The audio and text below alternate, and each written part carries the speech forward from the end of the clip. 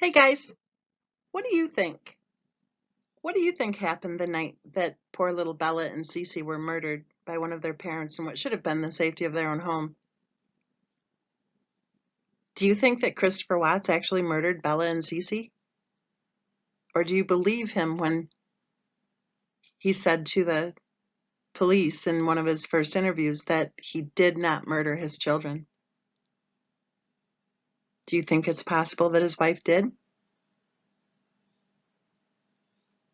Do you think that Christopher Watts would have lost custody of his children had they gotten divorced?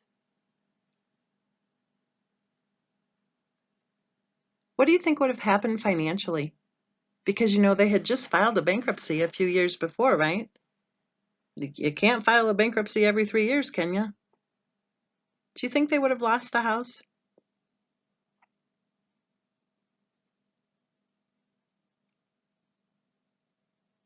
Do you think that Christopher Watt's wife was actually making any money?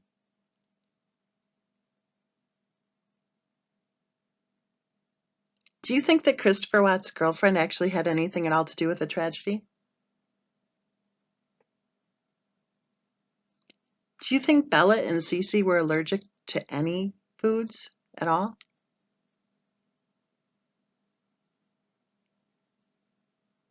Do you think that Bella and Cece had any of the illnesses that their mother talked about on social media?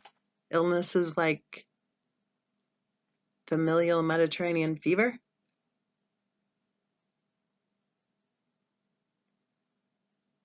Do you think that Christopher Watts should be in prison for life?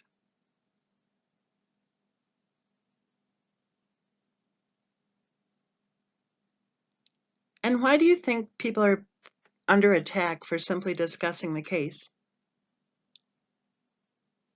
Do you think that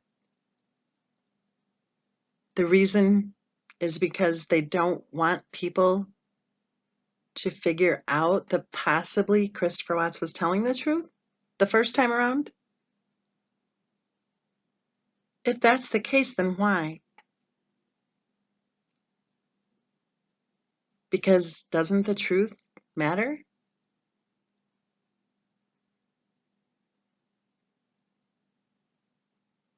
I wonder.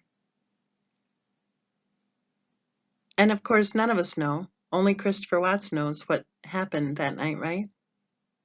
Well, Christopher Watts and whoever else may have been with him. But I wonder if the truth will ever really be known.